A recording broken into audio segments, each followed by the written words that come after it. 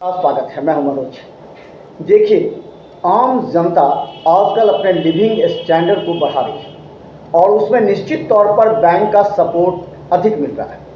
अब सवाल ये है कि एक समय ऐसा था जब बैंक लोन देने से परहेज कर रही थी, लेकिन अब केंद्र सरकार और फाइनेंस मिनिस्ट्री के विशेष निर्देश के बाद अब बैंक तमाम सहूलियत उनको जो ज़मीन लेना चाहते हैं या जो मकान बनाना चाहते हैं उनको दे रही है। हम इसी पर बात करने के लिए हैं आज नेशनलाइज्ड बैंक के चीफ मैनेजर हमारे साथ संजय कुमार जी हैं। संजय जी, आपका स्वागत है। थैंक यू, नमस्ते। चलिए, हम एक चीज़ सबसे पहले हम अपने तमाम दर्शकों को बताना चाहेंगे। हमारा यह कार्यक्रम देखिए ताकि आप लोग विचलित हो जाते हैं। कभी कभी आप ऐसे एजेंट के चक्कर में पड़ जाते हैं जिससे ना आपका मकान बन पाता है और बैंक के प्रति आप दुर्भावना से भी ग्रसित हो जाते हैं। सवाल यह है कि आपको ज़मीन या मकान बनाने के लिए बैंक जो लोन देती है उसका एक एजेंडा है और उसका सही तरीका है। उस प्रोसेस को फुलफिल करना पड़ेगा। तो एक चीज़ सबसे पहले हम जानना चाहेंगे, एक नेशनलाइज्ड बैंक का क्या स्टैंडर्ड होता है लोन देने के लिए? संजय जी। हाँ, स्टैंडर्ड तो ऐसा है सर कि जो रेगुलर जिसका बैंक में अकाउंट है और उसका सिविल स्कोर अच्छा है और वो कोई प्लॉट लेना चाहता है या मकान पे अपना कंस्ट्रक्शन करना चाहता है, वो एलिजिबल है। अगर उसका सिविल स्कोर अच्छा है और उसका इनकम है, रेगुलर इनकम होना चाहिए ताकि वो रिपेमेंट कर सके, तो वो एलिजिबल है। वो कहीं से भी लोन ले सकता है, कोई दिक्कत ही नहीं है उसमें। तो ये लोग डरते हैं कि जाएंगे बैंक में तो बैंक बात सुनेगा नहीं, 10 तरह के कागजात की डिमांड करेगा, वो फुलफिल होगा नहीं। इसलिए क्या हो रहा है कि नेशनलाइज्ड बैंक जो गवर्नमेंट बैंक है उससे ट्रांसफ़र होकर के प्राइवेट बैंकों की तरफ मुड़ रहे हैं, या फील हो रहा है आपको? नहीं, कागज़ देखिए, प्राइवेट बैंक भी कागज़ वही मांगता है जो नेशनलाइज्ड बैंक मांगती है। जैसे आपका आधार है, पैन कार्ड है, रिटर्न है और जो प्रॉपर्टी आप परचेज करना चाहते हैं, लेना चाहते हैं, उसके कागज़ हैं। तो इस बेसिस पे ही कोई भी प्राइवेट बैंक हो चाहे नेशनलाइज्ड बैंक हो, उसी बेसिस पे अपना उनका देती है। उसका जो एलिजिबिलिटी बनता है उसके हिसाब से लोन देती है, चाहे प्राइवेट बैंक हो चाहे नेशनलाइज्ड बैंक हो। प्राइवेट बैंक में ये है कि थोड़ा सा उनकी जो सैंक्शनिंग अथॉरिटी है वो लोकल बैठी होती है, और नेशनलाइज्ड बैंक में है कि अगर बड़े हमको लोन लेना है तो उसके लिए फिर सैंक्शन अथॉरिटी आगे बैठी होती है। लेकिन टाइमिंग बस थोड़ा बहुत हो सकता है, लेकिन प्रोसेस दोनों बैंकों का, प्राइवेट और नेशनलाइज्ड बैंक का सेम ही होता है। अच्छा, एक सबसे ये सबसे ज़्यादा लोगों में विभेद हो, क्योंकि जो प्राइवेट बैंक एजेंसीज होते हैं वो अपने एजेंट अपने लोगों के मार्फत से तुरंत पहुंच जाते हैं। जितने जो गवर्नमेंट एम्प्लॉय हैं, नॉन गवर्नमेंट एम्प्लॉय हैं, या फिर जिनके पास पूरे ज़मीन के कागजात उन लोगों के पास पहुँचते हैं, उन लोग ज़्यादा। तो प्राइवेट बैंक की अभी संख्या बढ़ी है और वो लोग ज़्यादा अप्रोच कर रहे हैं। तो उस हिसाब से गवर्नमेंट बैंक की जो नेशनलाइज्ड बैंक है उनकी अप्रोच क्यों नहीं पहुँच पा रहे हैं? संजय जी देखिए, क्योंकि स्टाफ के हिसाब से उनके प्राइवेट स्टाफ वो लोकल लगे होते हैं, और नेशनलाइज्ड बैंक में एक प्रोसेस है ज्वाइनिंग का और जॉब का। उसके हिसाब से जो ब्रांच में स्टाफ होते हैं वही एलिजिबल होते हैं उनको सर्विस देने के लिए। आप इत्मीनान से नेशनलाइज्ड बैंक में जाएं, ये जो कागज़ हमने बताया वो कागज़ लेके जाएं, वहाँ भी वैसे ही ईजी प्रोसेस होते हैं करने के। वो लोग बैठे हुए इसी काम के लिए। अच्छा, फील्ड में नहीं जा पाते क्योंकि उसी हिसाब से वैकेंसी नहीं है, उसी हिसाब से जॉब नहीं मिल पाती। निश्चित तौर पर हम तमाम लोगों को बोलेंगे कि जो सरकारी बैंक होते हैं और प्राइवेट बैंक हैं, दोनों में जो है वो इंटरेस्ट के मामले में भी और जो फैसिलिटीज़ है उसके मामले में निश्चित तौर पर कम होगा सरकारी से। तो आप सरकारी बैंकों में सीधा अप्रोच करें, आपको सारी सुविधा। हाँ बोलिए सर। अब एट पार हो चुका है, सर्विस जो है, चार्जेज है, इंटरेस्ट है, ये एट पार हो चुका है। प्राइवेट बैंक में क्या है, जो वहाँ लोकल प्राइवेट बंदे बैठे हुए हैं जो फील्ड में जाते हैं उनके कमीशन होते हैं। वो कमीशन इनडायरेक्टली वो बैंक, प्राइवेट बैंक चार्ज करती है। नेशनलाइज्ड बैंक बिल्कुल एट पार चलता है, वो सर्विस पे ही डिपेंड होता है। प्रॉफिटेबिलिटी जो है नेशनलाइज्ड बैंक के लिए प्रायोरिटी नहीं है, वो प्रायोरिटी होती है सर्विस, आम आदमी तक वो सर्विस पहुँचे। कहीं कोई कमीशन नहीं है इसमें।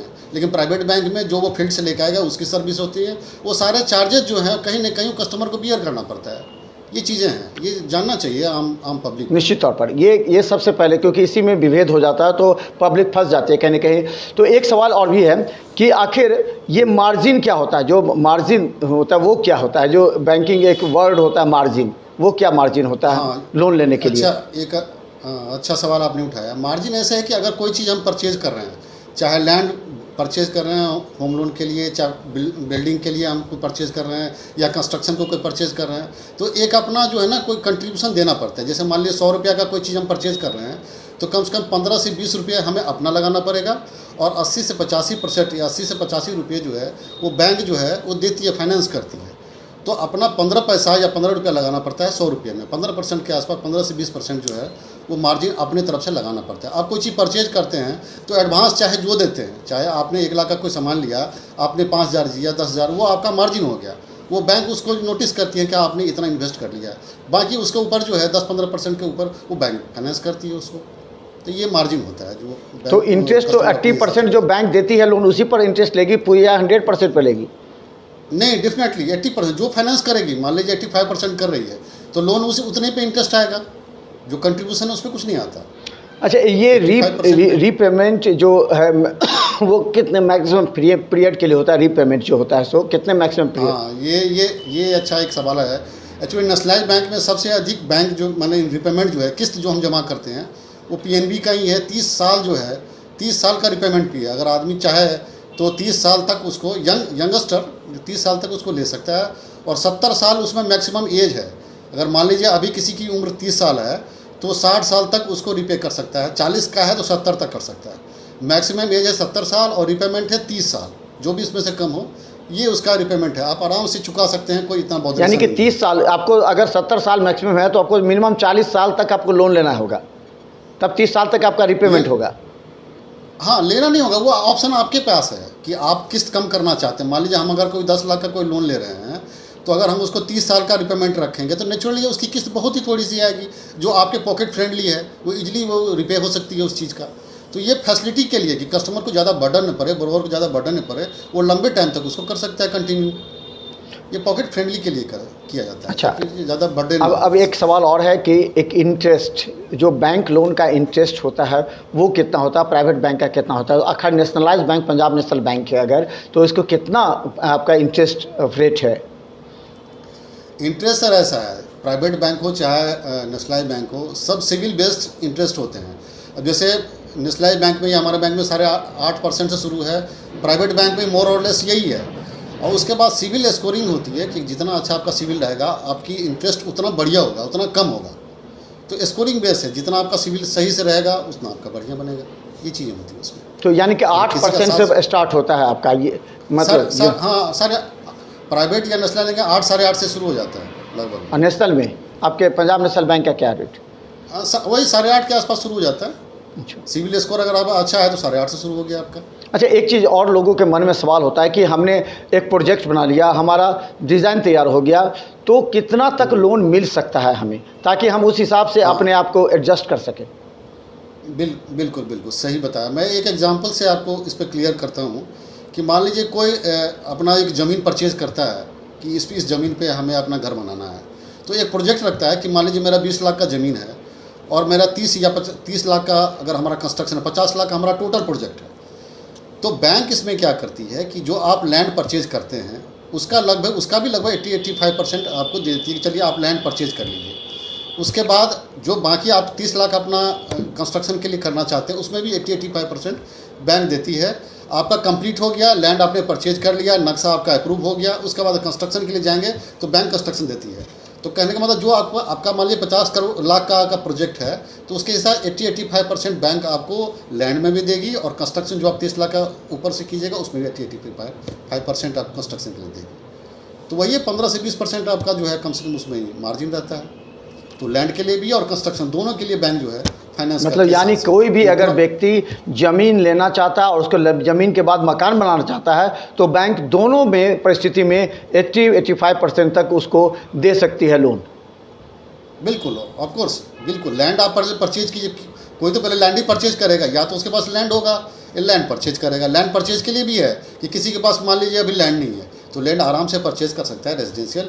उसको टाइम मिल जाता है 18 से 24 मंथ का मिल जाता है कि कंस्ट्रक्शन शुरू करने का, क्योंकि नक्शा पास होगा, आपका एरिया अप्रूव होगा, मकान बिल्डिंग अप्रूव होगा, उसके बाद ही आप कंस्ट्रक्शन शुरू करेंगे। तो इसके लिए बैंक जो है मोरेटोरियम देती है 18 से 24 मंथ के आसपास में कि आप अपना लैंड परचेज किए, उसके बाद फिर कंस्ट्रक्शन के लिए नक्शा अप्रूव करके फिर कंस्ट्रक्शन अपना शुरू कीजिए। तो चलिए प्रॉपर टाइम देती है आपको कहीं पे कहीं। तो चलिए हम बता दें तमाम दर्शकों को कि बैंक से लोन किस तरह आपको मिल सकता है आसानी से, बिना ज़्यादा दौड़ धूप के हुए। केवल 2 या 3 कागजात चाहिए, आप ज़मीन खरीद सकते हैं, उसके बाद मकान बना सकते हैं। बैंक आपको पूरा 80-85% लोन सेंक्शन कर सकती है। मार्जिन मनी अगर देते हैं तो 40 वर्ष तक आपका जो 30 मतलब जो आप 30 साल तक, यानी कि अगर 70 साल तक आप लोन को रिपे कर। एक सवाल और है कि हमने मान लीजिए कि हमने किसी बैंक से ले चुके हैं लोन, हमने 10 लाख लोन लिया है, अब हमने 8 लाख 7 लाख हमने जमा कर दिया है और हमें 20 लाख और लोन चाहिए, तो क्या रीपेमेंट करके बैंक दूसरे बैंक से हम लोन ले सकते हैं इस परिस्थिति में? हाँ, ये भी एक अच्छा सवाल है। देखिए, इसको हम टेक ओवर कहते हैं कि मान लीजिए किसी दूसरे बैंक में लोन चल रहा है और 10 लाख से आपने अपने जमा कर दिया, 5 लाख 7 लाख 8 लाख जो भी जमा कर दिया, और अब आपको रिक्वायरमेंट है कि नहीं मुझे ऊपर बनाना है या हमको फर्निश करना है या फर्निशिंग रिनोवेशन करना है, तो आप टेक ओवर करवा लीजिए। सारा का सारा पैसा जो है बैंक जमा कर देती है आपके बिहाफ पे वहाँ पे दूसरे बैंक में, और उसके बाद फिर आपको कंस्ट्रक्शन के लिए, रिनोवेशन के लिए, फर्निशिंग के लिए फिर बैंक लोन देती है आपको। उसमें टेक ओवर कहते हैं इसको, मतलब वहाँ से सीधा आप दूसरे बैंक, यानी बैंक आप जो पुराने बैंक हो उसको नए बैंक जो रेस्ट अमाउंट है उसको पे करके वो अपने बैंक में ट्रांसफ़र करा लेती है। बिल्कुल। तो उसमें क्या इंटरेस्ट कुछ बढ़ जाता होगा या फिर उसमें कुछ और भी फैसिलिटी है या फिर नुकसान है? नहीं, नुकसान तो नहीं है। इंटरेस्ट देखिए ऐसा है कि अगर पुराना बैंक में चल रहा है तो नेचुरली इंटरेस्ट कुछ ज़्यादा ही होता है। आप इंटरेस्ट एक बार जज कर लीजिए, अभी आपको कितना इंटरेस्ट मिल रहा है, वहाँ कितना मिल रहा है, और आप टेक ओवर कर जाइए, वहाँ से ले लीजिए। आपको कुछ नहीं करना, आप अपने नए बैंक में जाइए, ये पेपर जो है वो सारा पेपर आप उनको दे दीजिए और फिर आपको वहाँ से सारा टेक ओवर हो जाएगा, वो सारा वहाँ जमा कर देंगे, आपको कुछ नहीं करना है बिल्कुल। उसके बाद जो अगर आपको ऊपर बनाना है, फर्निशिंग करना है, रिनोवेशन करना है, उसका एक एस्टिमेट दे दीजिए, बैंक आपको फिर उसी एलिजिबिलिटी के हिसाब से आपको दे देगी।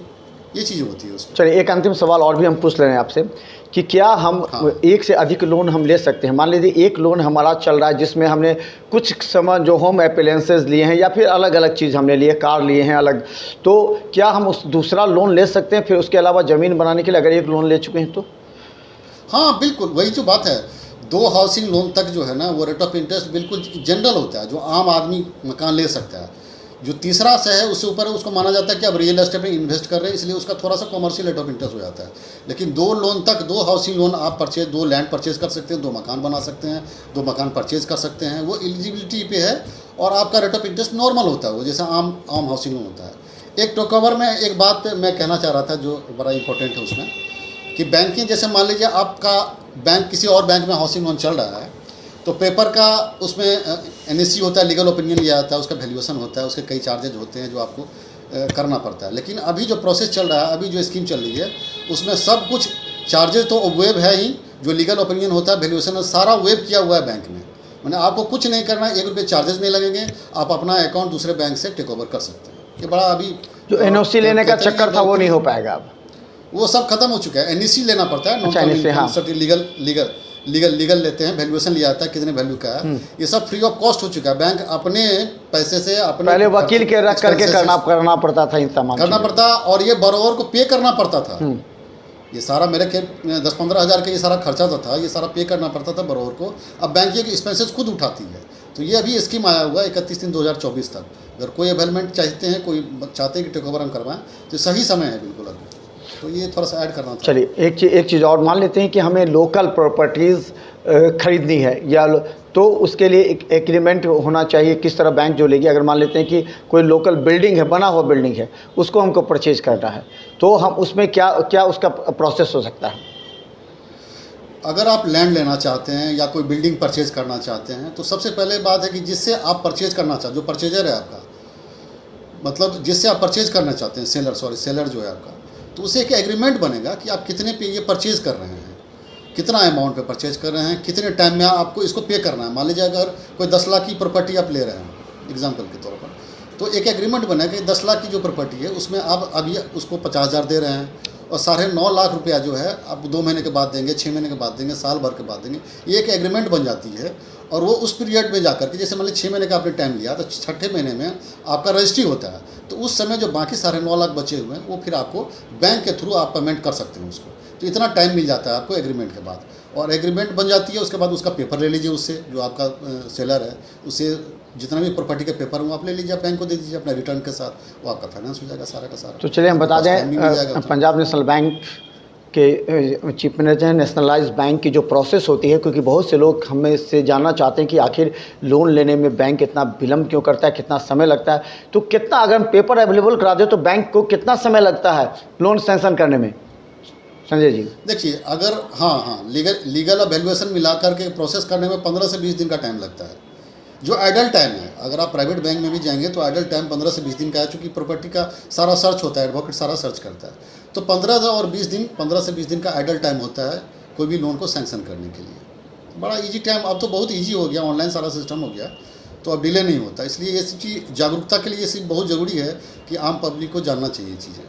तो चले, बहुत बहुत धन्यवाद आपका। और हम खासकर बता दें कि तमाम दर्शकों को जो होम लोन अप्लाई करने के लिए परेशान हो जाते हैं, कभी किसी के चक्कर में किसी की साथ को लेकर चलो हमको बैंक ले चलो, हम बता दें, वहाँ वो जो एजेंट होता है वो अपनी गोटी सेट कर लेता है। इस परिस्थिति में जो एक लोन लेने वाले व्यक्ति होते हैं वो निराश हो जाते हैं। उन्हें लगता है कि क्यों बैंक, सरकारी बैंक में जाए, क्यों नहीं हम प्राइवेट बैंक जाए, जो कि एजेंट घर पर आके सारा पेपर ले जाते हैं, जमा करते हैं।